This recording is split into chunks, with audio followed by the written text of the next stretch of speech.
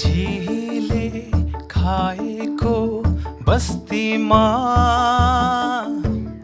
एक्लै भो अब म बस्दिन। भाग्यमा पाएको केही छैन, कर्मको गो हो। नेपाली साहित्यको क्षेत्रमा निरन्तर क्रियाशील मित्रहरू,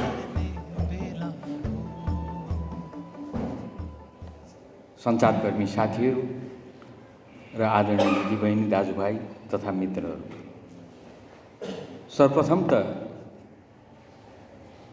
यो अहिले चर्चित उपन्यास महाभारा आज गृह विमोचन भइराखेको छ। काठमाडौँमा यसलाई सार्वजनिक गरिएको भए पनि केही दिन अगाडि फेरि हुँदै इलाममा आएर जुन विमोचन गर्ने कार्य भएको छ, अनि यो महाभारा उपन्यासलाई सुरुदेखि पुछारसम्म मैले सरसरी हेरी भ्याएँ। त्यो हेर्दा त्यसका भाषा प्रस्तुतिहरू सबै हेर्दा यो विमोचनदेखि प्रस्तुतिसम्म बसन्त बस्नेत इलामबाट काठमाडौँ गएको भए पनि मानिस चाहिँ अहिले पनि यही महाभारतको छेउछाउमै कुदिरहेको जस्तो लाग्छ। म यति राम्रो उपन्यासको लेखनको लागि बसन्त बस्नेतलाई धेरै धेरै बधाई दिन चाहन्छु। उहाँको निरन्तर प्रगतिको लागि म शुभकामना दिन चाहन्छु। मैले अस्ति नै काठमाडौँ फर्किने योजना बनाइसकेको थिएँ, तर महाभारतको विमोचनको कुरा आइसके पछाडि मैले मेरो फिर्ता हुने समयलाई आजसम्म लम्ब्याएर मैले 4:35 भतपुरबाट काठमाडौँ पुग्नु छ, किनभने भोलि नै मैले फेरि पोखरा पुग्नुपर्ने छ। मलाई साह्रै खुसी लागेको छ। महाभारतको विमोचनको यो कार्यक्रममा म तपाईहरु सँगसँगै यो भलाकुसारीको यस्तो राम्रो क्षण मैले सहभागी हुने अवसर पाएँ। म आयोजक साथीहरूलाई, यो समाजलाई, बसन्त बस्नेत लगायत सबै साथीहरूलाई यसको लागि सबभन्दा पहिले म धन्यवाद दिन चाहन्छु। वास्तवमा मैले यही इलामको बहुमुखी क्याम्पसमा इन्जिनियर बन्न काठमाडौँ गएको मान्छे अब इन्जिनियर होइन वकिल बन्छु भनेर अब बिए इलाममा पढ्नु पर्यो भन्दै म 29-30 सालतिर इलाम बहुमुखी क्याम्पसमा पढेको र पढ्दाखेरि राजनीति शास्त्रको साथसाथै नेपाली मेरो मुख्य विषय थियो। त्यसैले मलाई नेपाली साहित्यमा चाख छ स्वाभाविक रूपमा, र यो सन्दर्भमा पनि मैले नेपाली साहित्य अलिअलि पढ्ने गरेको छु। एउटा स्वाभाविक लाग्दो रहेछ एक प्रकारको चाहना। मलाई यो सुन्दर इलाम, यो महाभारत क्षेत्र, यहाँको समाज उतारिएको कुनै साहित्य लेखन पढ्न पाउँदा कस्तो हुन्छ जस्तो लाग्दो। मैले लैनसिंह बाङदेलको त्यो ठुलो उपन्यास लगायत विभिन्न पढ्दाखेरि यसै गरेर हाम्रो यो समाज पनि उतारिएको लेखन उपन्यास कस्तो हुन्छ भन्ने त लाग्दो नै रहेछ। मलाई खुसी लाग्यो यो महाभारत शिरदेखि पुछारसम्म नछिचोल्दासम्म महाभारतले जताततै हामी इलाम पाँचथर यो महाभारत क्षेत्र छताछुल्लो पोखिएको हामी देख्छौँ। साह्रै राम्रोसँग यो उपन्यासमा वसन्तले महाभारत क्षेत्रलाई यसको नाम अनुसारको ठ्याक्कै देखिन्छ। म यहाँहरूको लामो समय लिन चाहन्न। मैले सरसरी हेर्दा यसका धेरै पक्षबाट हेर्दा मलाई चाहिँ म चाहिँ पुरै एकदमै सन्तुष्ट छु। यसका भाषाहरूदेखि लिएर यसले प्रयोग गरेका भाषाहरू कतिसम्म भन्दा यो क्षेत्रमा प्रयोग गरिएका जुन भाषाहरू छन् गाउँघरमा समाजमा हामीले सामान्य ढङ्गले भन्ने हो भने उठ बस सबै कुराहरू यो उपन्यासमा त्यो कुरा प्रतिबिम्बित भएको पाइन्छ। शब्दहरू अब गाउँघरमा समाजमा हाम्रो चलन चल्तीमा यो त अलिक गाली हो पनि भन्छौँ हामी। मैले यो महाभारत पढ्दै गर्दाखेरि मैले सम्झेँ उहिले काठमाडौँ गएर पटक पटक जेल परिन्थ्यो। एकपटक जेल गएको जेलमा यस्तै हुन्छ नि, यहाँहरूलाई थाहा छ। यो जेलमा 1 महिना 1.5 महिना 2 महिना बस्दा कसले चाहिँ बढी गाली गर्दो रहेछ। गाली गर्नु हुँदैन, गालीको प्रयोग गर्नु हुँदैन। तर यो समाजबाट गएका हामी स्वाभाविक रूपमा गाली त फुत्त निस्किहाल्दो रहेछ। एउटा गाली बराबर 50 पैसा तोकियो। मलाई यो महाभारत हेर्दै गर्दा यो याद आयो यो प्रसङ्ग।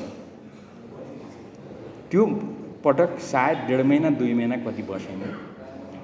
अन्तिममा अब निस्किने बेला भएपछि रेकर्ड राख्नेले निकाल्यो हिसाब किताब। संयोगले मेरो एउटा पनि निस्किएन। म अहिले पनि यो वसन्तको लेखाइको यो महाभारत मलाई मिठो लाग्यो, ती सबै भाषाहरू पनि। तर त्यो भाषा तपाईँहरूको अगाडि पढेर सुना त भन्नुभयो भने म सुनाउन सक्दिनँ। त्यसैले जेलमा स्वाभाविक रूपमा मेरो त रेकर्ड नै रहेन। साथीहरूले विरोध गरे, एउटा पनि गाली नहुने यो त भएन भनेपछि खोज्दा निकालेर त्यो दिन मलाई सम्झना छ। मलाई कहिलेकाहीँ साह्रै रिस उठ्यो भनेदेखि कस्तो मुला रहेछ भन्थेँ। त्यो मुलालाई गाली मानेर मलाई 50 पैसा जरिवाना गरे। यो मुला त ठाउँमै छ यहाँ। योदेखि बाहेक हाम्रा गाउँघरमा प्रयोग हुने अरू शब्दहरू पनि यहाँनिर लेखिएका छन्। मैले यो खालि उदाहरण बताएँ। सिङ्गो हाम्रो यो क्षेत्रमा महाभारत क्षेत्रमा समाज कसरी हिँडिरहेछ, कसरी चलिरहेछ, कस्ता भाषाहरू प्रयोग हुन्छन्देखि लिएर सबै कुराको यहाँ सविस्तार साह्रै राम्रोसँग सशक्त भन्छु म यो उपन्यासमा प्रस्तुति रहेको मैले पाएँ। वास्तवमा सारतापदेखि लारुम्बा यसका यो सम्पूर्ण महाभारत क्षेत्र र त्यो समाजमा विद्यमान रहेका कन्ट्राडिक्सनहरू, अन्तर्विरोधहरू साह्रै राम्रोसँग यहाँनिर प्रस्तुत गरिएको छ। यहाँहरूले यसलाई हेर्नुहोला, यहाँहरूले हेर्नुहोस् भन्ने मेरो यहाँहरूलाई सुझाव छ, मेरो सिफारिस छ। ठ्याक्क यो उपन्यास पढ्दा हाम्रो यो क्षेत्रमा कस्तो खालका अन्तर्विरोधहरू थिए, रहेका छन् भन्ने कुरा हामीलाई झलझली हुन्छ। जस्तो उदाहरणको लागि हाम्रै इलामको क्षेत्रमा सौभाग्यले हामी भाग्यमानी छौँ। किराँत महागुरु फाल्गुनन्ददेखि उहाँका चेलो वर्तमान किराँत धर्मगुरु आत्मानन्दसम्म यही क्षेत्रमा बस्नुहुन्छ। तर एउटा प्रसङ्गमा एउटा बेलामा उहाँहरूको बिचमा र राजनीतिक शक्तिको बिचमा केही अन्तर्विरोधहरू पनि देखा परे। कामराङ र माओवादी भनेर ठुलो विवादहरू पनि भए। कतिपय अवस्थामा त अब लडाइँ पर्छदेखि लिएर अरू थुप्रै प्रसङ्गहरू देखा परे। यसलाई एउटा उपन्यासमा साहित्यिक एउटा लेखनमा साह्रै मिठोसँग बसन्तले प्रस्तुत गरेको मैले पाएँ। वास्तवमा मलाई राम्रो सम्झना छ। धेरै ठुलो विवाद यो रह्यो, यो विवाद छताछुल्लै भयो। तर अन्तिममा हामीले त्यसलाई एउटा टुङ्गोमा पुर्यायौँ। सम्बन्धित मित्रहरूले एउटा निष्कर्षमा पुर्याउनु भयो। तर त्यो कुनै न कुनै रूपमा देखा पर्यो। त्यो कुराहरूलाई पनि उपन्यासमा लेखिएको छ। खालि एउटा प्रसङ्ग चाहिँ म सोधिरहन्थेँ, अनि यस्तो चाहिँ पनि सुनेको थिएँ मैले, छ कि छैन, उपन्यासै पढ्नुहोस् न भने बसन्तले। अब त्यो सबै कुरा उपन्यासमा लेखेर साध्य पनि छैन। त्यही विवादको क्रममा किराँत धर्मगुरु आत्मानन्दमाथि एक दुई पटक बम प्रहार भएको पनि हामीले कथा सुन्यौँ। तर बम पडिएनछ। हाम्रो समाजका सोझा मानिसहरू, हाम्रो चेलाहरूको विश्वास के त भन्दा साह्रै दह्रो, नहल्लिने विश्वास। हाम्रो गुरुलाई जोसुकैले हिर्काएको बम पड्किन्छ र त्यस्ता प्रेसर कुकर बम र के बमहरूले त केही पनि छुँदैन। मैले जताततै यो फिटिकै नहल्लिने विश्वास मैले व्यक्त भएको छु। यो सबै कुराहरूलाई साह्रै राम्रोसँग उपन्यासमा मिलाएर उपन्यासको एउटा सुन्दरता हुन्छ, त्यो समेतलाई पनि नहल्लिने गरी, नबिग्रिने गरिकन मैले बसन्तले यो पुस्तकमा, यो उपन्यासमा उल्लेख गरेको मैले पाएँ। सुन्दर पात्रहरू छन्। सुकमितदेखि लिएर, डुक्पादेखि लिएर, विभिन्न बाबुछेरीदेखि लिएर विभिन्न पात्रहरू, ती पात्रहरू मार्फत राम्रा कुराहरू, आफ्नै पनि राम्रा मान्यताहरू सायद उपन्यासकारले पात्रहरू मार्फत व्यक्त गर्न लगाएको मैले पाएको छु। मलाई यो राम्रो लाग्यो। जस्तो उदाहरणको लागि म आफै विश्वास गर्छु, यो धार्मिक आस्था भनेको व्यक्तिगत आस्था, सामूहिक आस्थाको कुरा हो। यसलाई हामी सबैले सम्मान गर्नुपर्छ। तर यसमा राजनीति प्रवेश गर्नु हुँदैन। आफ्नो पात्र मार्फत उपन्यासकारले यो उपन्यासमा बोलेका छन्, राजनीति र धर्म मिसमास गर्नु हुँदैन। विवादै भएन। उहाँले यो सन्देश जानुपर्छ भन्ने ठानेर होला आफ्ना राम्रा पात्रहरू मार्फत यी अभिव्यक्तिहरू दिनुभएको छ। मलाई उहिले विद्यार्थी कालमा पढेको सम्झना छ, राजनीतिले धर्मको रथ चढ्नु हुँदैन। हाम्रा धर्मगुरुहरू रथ चढ्नुहुन्छ बेला बेलामा, तर राजनीतिले धर्मको रथ चढ्न जानु हुँदैन। त्यसै गरेर धर्मले राजनीतिको बुई चढ्नु हुँदैन। धर्म आफ्नो व्यक्तिगत आस्था, सामूहिक आस्थाको कुरा हो। त्यसलाई आफ्नो आस्था मान्नको लागि छोडिदिनुपर्छ। यही मान्यताका साथ अहिले हामीले धर्मनिरपेक्षताको घोषणा गऱ्यौँ। राज्यले कसैको पनि धर्ममा हस्तक्षेप गर्दैन। मलाई लाग्यो उपन्यासले यो राम्रो मान्यतालाई आफ्ना पात्रहरू मार्फत प्रस्तुत गर्न खोजेको छ र यसमा सफल भएको छ भन्ने मलाई लाग्छ। अघि पनि कुरा आइसकेको छ, म लामो त्यसतर्फ जान चाहन्न। त्यो सबै उल्लेख गरेर यहाँहरूको समय लिन चाहन्न। यो महाभारत क्षेत्रमा, यो समाजमा जसरी समाज एकताबद्ध भएर रहेका छ आफ्ना विविधताको बिचमा, त्यो विविधतालाई राम्रोसँग प्रस्तुत गर्न यो उपन्यास सफल रहेको छ। उहाँले त ठाउँ ठाउँका भाषाहरू नै उल्लेख गरिदिनु भएको छ। बान्तावा भाषादेखि लिएर लिम्बू भाषाका कुराहरू। मलाई त मिठो के लाग्यो भन्दा, म आफै भाषा सम्मान गर्छु, तर आफै चाहिँ म साह्रै भरसक म जान्दिनँ भन्दिनँ,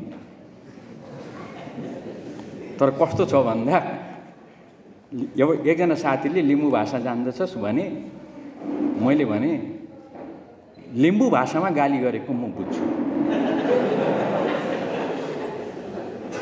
अनि मैले फेरि थपेँ, तर त्यो साथीले अनुहार उज्यालो बनाएर हाँसेर लिम्बू भाषामा गाली गर्यो भने म बुझ्दिनँ। अनुहार बिगारेर मलाई गाली गर्यो भने यसले गाली गरेछ भन्छु, बुझ्छु। मेरो लिम्बू भाषा त्यस्तो छ। वास्तवमा 5 थर पुर्खौली भएको मेरो परिवार, बुवा जागिरको सिलसिलामा इलाम आइपुग्दा म इलाममा जन्मिएँ। त्यसको लागि म आफूलाई साह्रै गर्व गर्छु, म इलामी हुँ, इलाममा जन्मिएँ भनेर। त्यो कारणले उहाँहरूसँगै जागिर खाँदै तौली वा सिन्धुलीगढी काठमाडौँ सानै 15-16 सालतिर घुमिहिँड्दा होला मेरो टोनमा पनि त्यो लिम्बू देखिँदैन। कहिलेकाहीँ को साथीहरूलाई झोक जल्दा यो त बाहुन हो भनेर पुत्ला पनि जलाए। तर मेरो भएको चाहिँ त्यस्तो, अब के गरौँ मैले। तर साह्रै राम्रोसँग यो उपन्यासमा वसन्तले लिम्बू भाषाको पनि प्रयोग गर्नुभएको छ, बान्तवाको गर्नुभएको छ, ठाउँ ठाउँमा लिम्बू भाषा।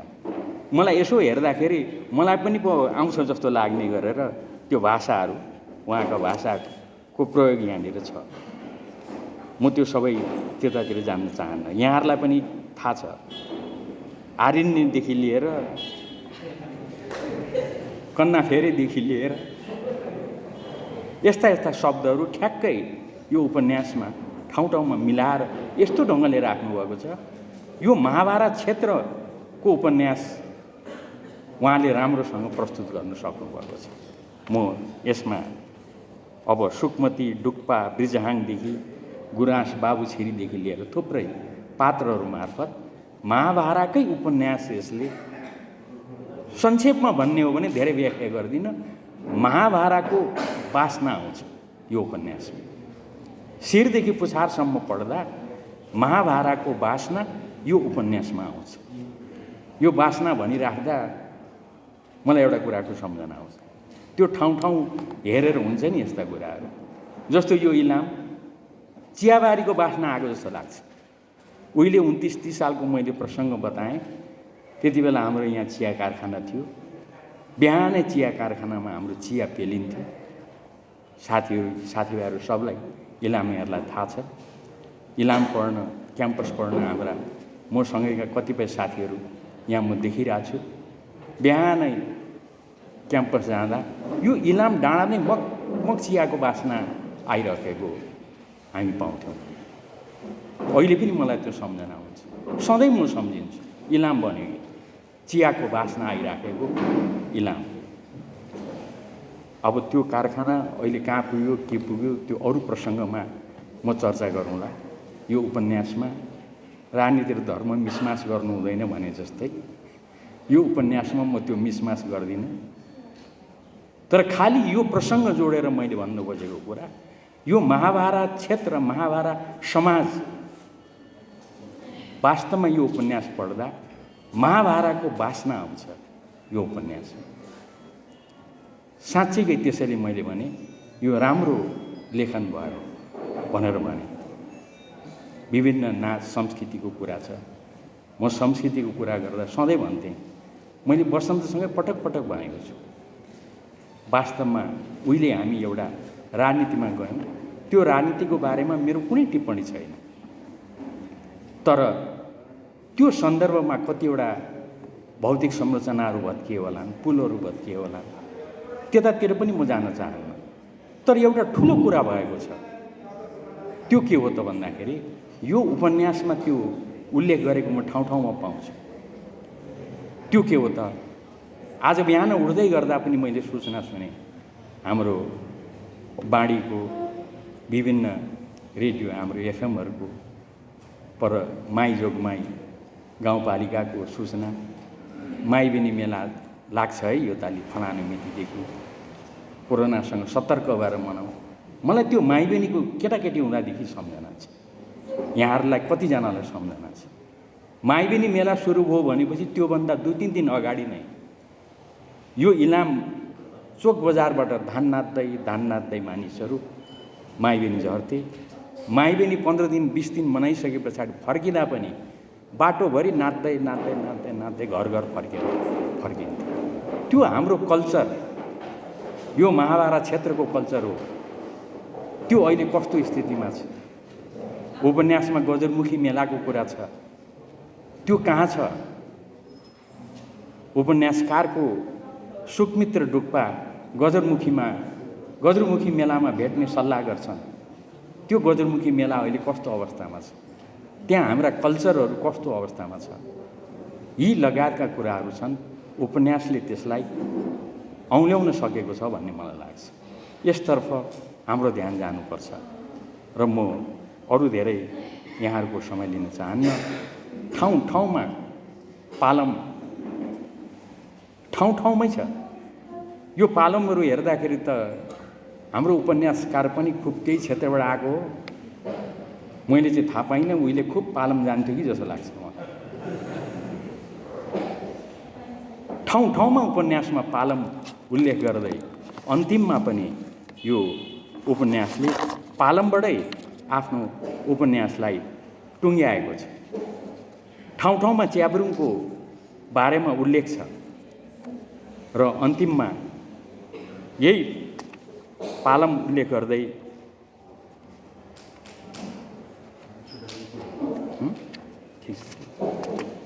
उपन्यासलाई टुङ्ग्याएको छ। म यसलाई यहाँहरू समक्ष राख्दिनँ। छोटकरीमा त्यसैले मैले भनेको यो जुन उपन्यास छ, यो उपन्यासले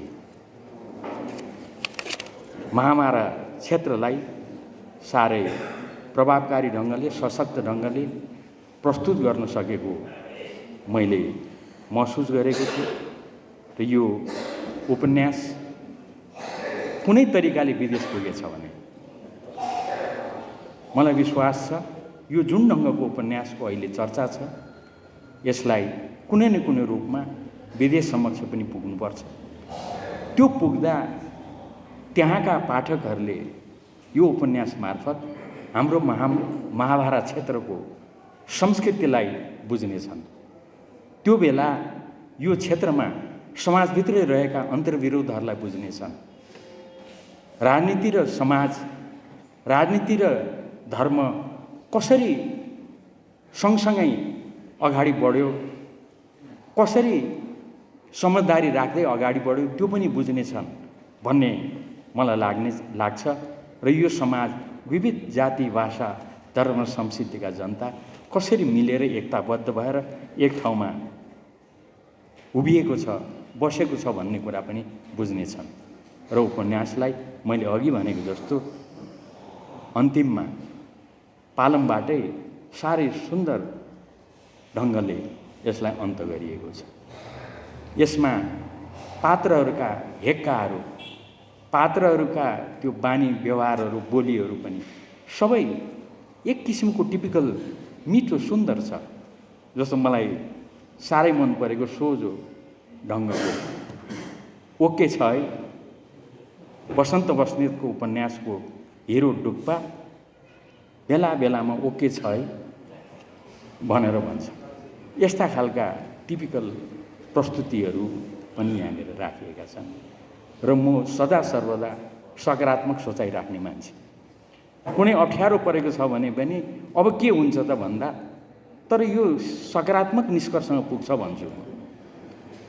यो उपन्यासले हाम्रो बाथीभारा क्षेत्रमा त्यति बेलाको तत्कालको अवस्थामा देखिएका द्वन्द्वहरू, सशस्त्र द्वन्द्व, अशान्ति, यो सबै पलायनहरू, यो सबै कुरालाई औँल्याउँदै अन्तिममा उपन्यासमा आफ्नो मुख्य पात्र मार्फत के बनाएका छन् त भन्दाखेरि तर महाभारत, यो महाभारत फेरि बौरिने छ। मलाई त त्यो फेरि एकताली अन्तिममा पढेर सुनाउनु मन लागेको थियो, तर समयको कारणले म त्यता जान चाहन्न।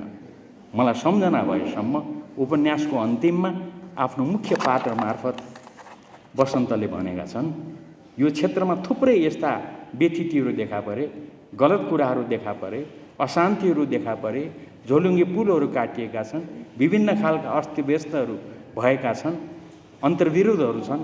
तर यसको बावजुद अन्तिममा महाभारत बौरिनेछ। फेरि त्यो महाभारत त्यस्तै सुन्दर हुनेछ। फेरि सबै हामी फर्केर त्यही ढङ्गले अगाडि बढ्नेछौँ भन्ने जुन विश्वास व्यक्त गरेका छन्, त्यो विश्वासमा म पनि आफ्नो सहमति जनाउँदै म बसन्त बस्नेतलाई, उपन्यासकारलाई धेरै धेरै बधाई, धन्यवाद र शुभकामना दिँदै निरन्तर प्रगतिको कामना गर्दै उनले नै उपन्यासमा प्रयोग गरेको शब्द ओके छ है, शब्द उच्चारण गरेर बिदा चाहन्छु। आजको त विमोचनै गजब भयो। वास्तवमा मैले अहिलेसम्म रक्सी मुखमा छोएको छैन, तर बसन्तले विमोचन भनेपछि त छुनै पर्यो। त्यस कारणले मैले छोएँ। यति कुरा राखेर यहाँहरूलाई धेरै धेरै बधाई, धन्यवाद र शुभकामना दिँदै यहाँहरूबाट बिदा चाहन्छु। हवस् त, धन्यवाद, नमस्कार।